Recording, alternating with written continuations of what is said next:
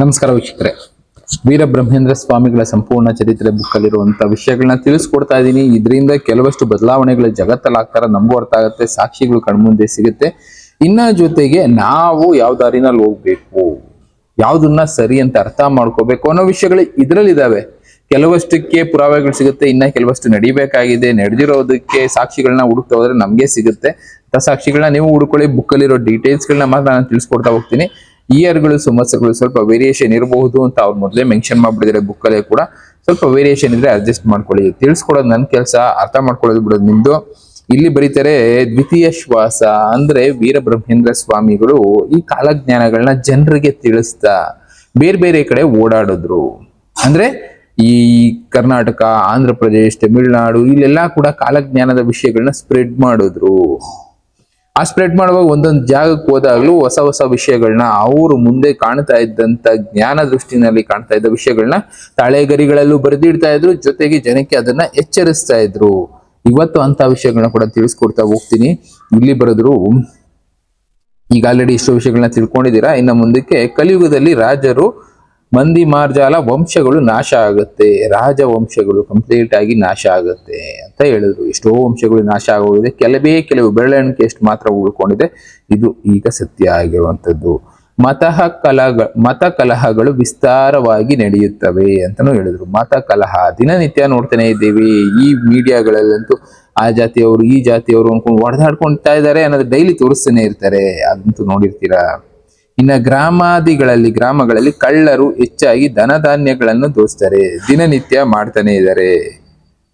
ಅಂತಹವರನ್ನು ವಿಚಾರಿಸುವವರೇ ಇಲ್ಲವಾಗುವರು.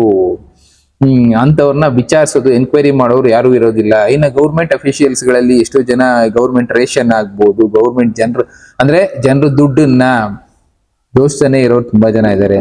ಅಂತವ್ರನ್ನ ಯಾರು ಕೇಳೋ ಇರೋದಿಲ್ಲ ಅಂತ ಕೂಡ ಹೇಳ್ತಾರೆ. ಅಂತದ್ದು ಈಗ ನಡೀತಾ ಇದೆ.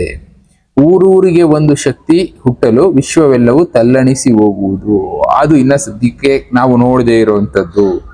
ತಿರುಪತಿ ಬೆಟ್ಟದ ಹತ್ತಿರ ಧೂಮಕೇತು ಎಂಬ ನಕ್ಷತ್ರ ಹುಟ್ಟಲು ಆ ನಕ್ಷತ್ರವನ್ನು ನೋಡಿದವರ ಮಧ್ಯಾಹ್ನದ ವೇಳೆ ಭಯಪೀಡಿತರಾಗಿ ಕೆಲವರು ಸಾಯುವರು. ದಕ್ಷಿಣದಲ್ಲಿ ಮಿಂಚಿ, ಉತ್ತರದಲ್ಲಿ ಗುಡುಗು ಸಿಡಿಲು ಹೊಡೆದು ನದಿಗಳು ಇಮರಿ ಹೋಗುವವು. ಅಗ್ನಿಹೋತ್ರನ ಬೆಣ್ಣೆಯಂತೆ ತಣ್ಣಗಾಗುವವು. ಅಮಾವಾಸ್ಯೆ ದಿನ ಚಂದ್ರ ಕಾಣ್ತಾನೆ ಅಂತ ಕೂಡ ತಿಳಿಸ್ತಾರೆ. ಅಂದ್ರೆ ಟೋಟಲ್ ಆಗಿ ಭೂಮಿ ಈಗೇನ್ ತಿರುಗ್ತಾ ಇದೆ, ಆ ಸರ್ಕ್ಯುಲರ್ ಆರ್ಬಿಟ್ ಅನ್ನೋದೇ ಚೇಂಜ್ ಆಗುತ್ತೆ. ಮುಂದಿನ ದಿನಗಳಲ್ಲಿ ಭೂಮಿ ತಿರುಗ್ತಾ ಇರೋ ದಿಕ್ಕು ಬದಲಾವಣೆ ಆಗೋದ್ರಿಂದ ಅಮಾವಾಸ್ಯೆ ನಮ್ಮ ಕ್ಯಾಲೆಂಡರ್ಗಳು ಏನಿದೆ ಆ ಕ್ಯಾಲೆಂಡರ್ಗಳು ತಪ್ಪಾಗುತ್ತೆ. ನಾವು ಅಮಾವಾಸ್ಯೆ ಅನ್ಕೊಂಡಿದ್ದಿನ ಚಂದ್ರ ಹುಟ್ಟತಾನೆ ಅಂತ ಇವ್ರಿಗೆ ಬರೀತಾರೆ. ಅದು ಮುನ್ಸೂಚನೆ ಅಷ್ಟೇ. ಅಂದ್ರೆ ಕ್ಯಾಲೆಂಡರ್ಗಳು ತಪ್ಪಾಗುತ್ತೆ, ಇಲ್ಲ ಭೂಮಿ ತಿರುಗ್ತಾ ಇರುವಂತ ದಿಕ್ಕುಗಳು ಬದಲಾವಣೆ ಆಗುತ್ತೆ. ಇದೆಲ್ಲ ಆದ್ರೆ ಅಮಾವಾಸ್ಯೆ, ನಮ್ಮ ಕ್ಯಾಲೆಂಡರ್ ಪ್ರಕಾರ ಅಮಾವಾಸ್ಯೆ. ಬಟ್ ಅವತ್ತು ಚಂದ್ರ ಕಾಣಿಸ್ತಾನೆ, ಚಂದ್ರ ಕಾಣಬಾರದು, ಕಾಣಿಸ್ತಾನೆ. ಅವರಿಂದ ಕೆಲವರು ನಷ್ಟರಾಗುವರು, ಅದರಿಂದ ಎಷ್ಟೋ ಜನ ಸತ್ತು ಹೋಗ್ತಾರೆ ಅಂತ ಕೂಡ ತಿಳಿಸ್ತಾರೆ. ವೇರಿಯೇಷನ್, ಮ್ಯಾಗ್ನೆಟಿಕ್ ಫೀಲ್ಡ್ ವೇರಿಯೇಷನ್ ಆಗ್ಬೋದು, ಇನ್ನೊಂದು ಆಗ್ಬೋದು.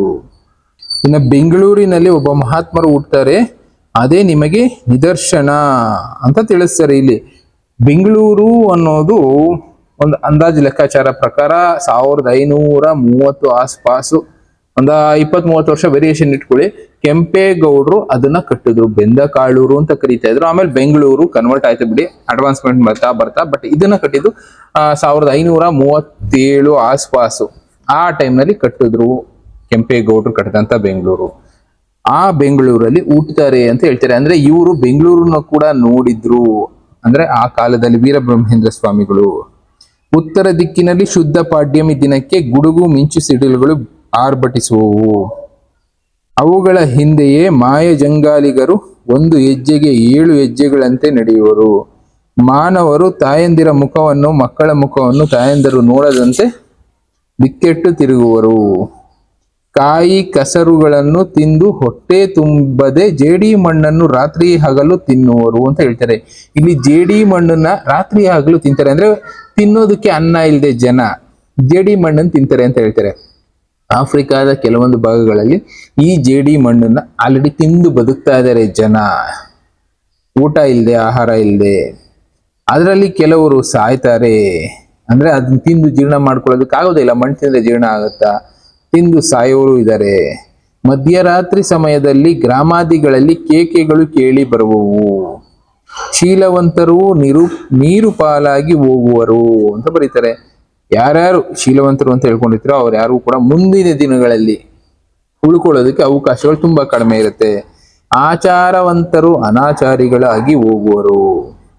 ಅಧಿಕ ವರ್ಣದವರು ಅಮಂಗಲವಾಗಿ ಹೋಗುವರು. ಅವರಿಗೆ ಮುಂದೆ ಗಂಡಾಂತರಗಳಿದೆ. ನಾನು ಬರುವ ಮುಂದೆ ಭೂಮಿಯ ಮೇಲಿರುವ ದುಷ್ಟರೆಲ್ಲರೂ ದೂರವಾಗಿ ಹೋಗುವರು. ಲಿಂಗಮಯ್ಯ ಎಂಬ ಮಹನೀಯ ನಿಜರೂಪ ತೋರಿಸುವನು. ಆಗ ಎಲ್ಲರೂ ಭಯಭ್ರಾಂತರಾಗುವರು. ಶ್ರೀಶೈಲ ಕ್ಷೇತ್ರವು ನಷ್ಟವಾಗುವುದು. ಇಲ್ಲಿ ಒಂದು ಮಾತನ್ನು ಬರೆದ್ರು, ನಾನು ಬರೋದಕ್ಕೆ ಮುಂಚೆ ಅಂದ್ರೆ ಭೂಮಿ ಮೇಲೆ ವೀರಬ್ರಹ್ಮೇಂದ್ರ ಸ್ವಾಮಿಗಳು ಇನ್ನೊಂದು ಅವತಾರದಲ್ಲಿ ಬಂದಿರಬಹುದು.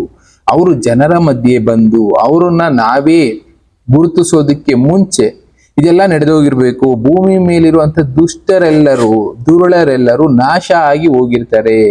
ಅವರು ಒಂದು ಮಾತನ್ನು ಹೇಳಿದ್ರು, ಆ ಟೈಮ್ಗೆ ಬಸವಣ್ಣನ ಅಂಶ ಇಲ್ಲ ಶಿವನ ಅಂಶ ಇಲ್ಲ ಶಕ್ತಿಯ ಅಂಶ ಭೂಮಿ ಮೇಲೆ ಹುಟ್ಟಿ ದುಷ್ಟರನ್ನ ಕಾಳಿಯ ರೂಪದಲ್ಲಿ, ಮಾರಿಯರ ರೂಪದಲ್ಲಿ, ಚೌಡಿಯರ ರೂಪದಲ್ಲಿ ಶಿಕ್ಷಿಸ್ತಾ ಹೋಗ್ತಾಳೆ. ಅವರೆಲ್ಲರನ್ನು ಶಿಕ್ಷಿಸಿ ದುಷ್ಟರನ್ನೆಲ್ಲ ನಾಶ ಆದ ಮೇಲೆ ನಾನು ಭೂಮಿ ಮೇಲೆ ಬರ್ತೀನಿ ಅಂತಾನೆ ಬರೀತಾರೆ. ಇದ್ರಲ್ಲೂ ಹಾಗೆ ಬರೆದಿದ್ದಾರೆ. ಇನ್ನ ಬಸವಣ್ಣನವರ ಕಾಲಜ್ಞಾನ ಅಂದ್ರೆ ಸುಮಾರು 850-900 ವರ್ಷಗಳ ಮುಂಚೆ ಬರೆದಿರುವಂತ ಕಾಲಜ್ಞಾನದಲ್ಲೂ ಅದನ್ನೇ ತಿಳಿಸಿರೋದು. ಭೂಮಿ ಶುದ್ಧ ಆದ ಮೇಲೆ ಭೂಮಿ ಮೇಲೆ ನಾನು ಬರ್ತೀನಿ ಅಂತಾನೆ ಇವರು ತಿಳಿಸ್ತಾ ಇರೋದು. ಅಂದ್ರೆ ಅಶುದ್ಧವಾಗ್ಬೇಕಾಗಿರೋ ಕೆಲಸ ಇನ್ನ ಭೂಮಿ ಮೇಲೆ ಬಾಕಿ ಇದೆ. ಭೂಮಿ ಶುದ್ಧ ಮಾಡೋದು ಯಾರು? ಮಾರಿಯರು, ಚಂಡಿಯರು, ಕಾಳಿಯರು ಭೂಮಿ ಮೇಲೆ ಬಂದು ಶುದ್ಧ ಮಾಡ್ತಾರೆ ಅಂತ ತಿಳಿಸ್ತಾರೆ. ಸದ್ಯಕ್ಕೆ ಇನ್ನ ಶುದ್ಧತೆ ಶುರು ಆಗಿಲ್ಲ. ಅಶುದ್ಧತೆ ಶುರು ಆದ ಮೇಲೆ, ಎಲ್ಲ ಕ್ಲೀನ್ ಆದ ಮೇಲೆ ಇಲ್ಲಿ ವೀರಭೋಗ ವಸಂತರಾಯರು ಭೂಮಿ ಮೇಲೆ ಬರ್ತಾರೆ ಅಂತಾನೆ ಬರ್ದಿರೋದು. ಇನ್ನ ಟೈಮ್ ಇದೆ ಅದಕ್ಕೆ. ಹಾಗಾದ್ರೆ ಇನ್ನ ಮುಂದಕ್ಕೆ ಬರೀತಾರೆ, ನಂದಿ ಬೆಟ್ಟದ ಉತ್ತರ ದಿಕ್ಕಿನ ಬಿಲವೊಂದರಲ್ಲಿ 120 ಲಕ್ಷ ಕುದುರೆಗಳಿರುವವು. ನಂದಿ ಬೆಟ್ಟದ ಉತ್ತರ ದಿಕ್ಕಿನ ಬಿಲ ಒಂದು ಗುಹೆ, ಅದರಲ್ಲಿ 120 ಲಕ್ಷ ಕುದುರೆಗಳಿದೆ ಅಂತ ಹೇಳ್ತಾರೆ. ಅದು ಹೇಗೆ ಸಾಧ್ಯ? ನಿಜವಾಗ್ಲೂ ನನಗಂತೂ ಗೊತ್ತಿಲ್ಲ, ತುಂಬಾ ಕಷ್ಟ ಇದನ್ನೆಲ್ಲ ಅರ್ಥ ಮಾಡ್ಕೊಳ್ಳಿ. ಯಾಕೆಂದ್ರೆ 120 ಲಕ್ಷ ಕುದುರೆ ಅಂದ್ರೆ ತಮಾಷೆ ಮಾತೇ ಅಲ್ಲ. 20 ಲಕ್ಷ ಅಲ್ಲ, 120 ಬರೆದಿದ್ದಾರೆ. ಟೈಪಿಂಗ್ ಮಿಸ್ಟೇಕು ಇಲ್ಲ ಸ್ಪೆಲ್ಲಿಂಗ್ ಮಿಸ್ಟೇಕ್ ಆಗಿದೆಯೋ. 120 ಲಕ್ಷ ಕುದುರೆಗಳಿದೆ ಅಂತ ಹೇಳ್ತಾರೆ. ವಿಕೃತ ಮನುಷ್ಯರು ಉತ್ಪತ್ತಿಯಾಗುವರು. ಪಂಚವಿಧ ವಾದ್ಯಗಳು, ನಾಗರ ಕೋಲುಗಳು, 12 ಗುಡಾರಗಳು ಉತ್ಪತ್ತಿಯಾಗುವವು. ಮಾರ್ಕಾಪುರದ ಹತ್ತಿರ ಬಂಗಾರದ ಎತ್ತುಗಳನ್ನು ತೆಗೆಯುವರು. ಅಂದ್ರೆ ಇಲ್ಲಿ ಇಷ್ಟೊಂದು ಜನ ಹುಟ್ಟಿ ಅಂದ್ರೆ ದುಷ್ಟರನ್ನ ನಾಶ ಮಾಡೋದಕ್ಕೆ ಇವರೆಲ್ಲ ಸಿದ್ಧತೆ ಮಾಡ್ಕೊಳ್ತಾರೆ ಅಂತ ತಿಳಿಸ್ತಾರೆ. 5 ವರ್ಷದ ನಾಗಯ್ಯ 5 ವೇದಗಳನ್ನು ಓದುವನು. ಕುಮಾರಸ್ವಾಮಿಯ ಬಾಗಿಲುಗಳ 7 ದಿನ ಮುಚ್ಚಿರುವವು. ಸಪ್ತ ಋಷಿ ವಂಶಜರು ಮನು ಅಭಿಪ್ರಾಯವನ್ನೇ ಒಳ್ಳೆಯದೆಂದು ದುರ್ಮಾರ್ಗರ ನಡತೆಗಳಿಗೆ ಆಸೆ ಪಡುವರು. ಜಗತ್ತಿನಲ್ಲಿ ಸನ್ಮಾರ್ಗ ವರ್ತನೆಯನ್ನು ನೋಡಲು ದ್ವಿಜರು ಅನಿಷ್ಟರಾಗುವರು. ದೇವ ಬ್ರಾಹ್ಮಣರಿಗೂ ದ್ವಿಜರಿಗೂ ಆರದ ವೈರತ್ವವು ಬೆಳೆದು ಮತವಾದಿಗಳಾದ ದ್ವಿಜರು ತಲೆ ತಗ್ಗಿಸುವರು. ಅಂದ್ರೆ ಇಲ್ಲಿ ದೇವ ಬ್ರಾಹ್ಮಣರಿಗೆ ದ್ವಿಜರು ಅಂದ್ರೆ ಅಷ್ಟೊಂದು ನನಗೂ ಐಡಿಯಾ ಇಲ್ಲ. ಇವರ ಮಧ್ಯೆ ವೈರತ್ವ ಬೆಳೆಯುತ್ತೆ, ಜನ ಜಗಳ ಆಡ್ತಾರೆ. ಅಂದ್ರೆ ಬ್ರಾಹ್ಮಣರಿಗೆ ಮತ್ತೆ ದ್ವಿಜರಿಗೆ ಅಂತ ಹೇಳ್ತಾರೆ. ದ್ವಿಜರು ಅಂದ್ರೆ ಯಾರನ್ನ ಹೇಳ್ಬೇಕು, ನಿಮ್ಗೆ ಸ್ವಲ್ಪ ಗೊತ್ತಿದೆ ದಯವಿಟ್ಟು ಕಮೆಂಟ್ಸ್ ಅಲ್ಲಿ ತಿಳಿಸಿ. ಅಂತವ್ರ ಮಧ್ಯೆ ಜಗಳಗಳಾಗತ್ತೆ. ಕೊನೆಗೆ ದ್ವಿಜರು ತಲೆ ತಗ್ಗಿಸ್ತಾರೆ ಅಂತಾನೆ ಹೇಳ್ತಾರೆ. ಬಟ್ ಇಲ್ಲೂ ಕೂಡ ಇನ್ನೊಂದು ಹಿಂಟ್ ನ ಕೊಡ್ತಾರೆ. ಓವರ್ ಆಲ್ ಆಗಿ ಇಂಥ ಒಂದು ಸೇನೆ ಸಿದ್ಧ ಆಗುತ್ತೆ. ಆ ಸೇನೆ ಯುದ್ಧ ಮಾಡುತ್ತೆ. ಆ ಯುದ್ಧ ಎಲ್ಲ ಆಗಿ ಶಾಂತವಾಗೋ ಸಮಯಕ್ಕೆ ನಾನು ಬರ್ತೀನಿ ಅಂತಾನೆ ಇವರು ತಿಳಿಸ್ತಾ ಇರೋದು. ಇನ್ನು ಮುಂದೆ ಎಷ್ಟೊಂದು ವಿಷಯಗಳು ಬರ್ದಿದ್ದಾರೆ, ತಿಳ್ಕೊಳ್ತಾ ಹೋಗೋಣ. ಕೆಲವಷ್ಟು ವಿಷಯಗಳಿಗೆ ಉತ್ತರ ಹುಡುಕ್ತಾ ಹೋಗ್ಬೇಕು. ಉತ್ತರ ಹುಡುಕೋ ಕೆಲಸ ಮಾಡ್ತೀನಿ. ಗೊತ್ತಿಲ್ಲದೆ ಏನಾದ್ರು ತಪ್ಪಾಗಿ ಹೇಳಿದ್ರೆ ದಯವಿಟ್ಟು ಕ್ಷಮಿಸಿ. ಮುಂದಿನ ಭಾಗದಲ್ಲಿ ಉಳಿದಿದ್ದನ್ನು ತಿಳಿಸ್ಕೊಡ್ತೀನಿ. Thank you. ಮತ್ತೆ ಸಿಗ್ತೀನಿ. ಗುಡ್ ಬಾಯ್.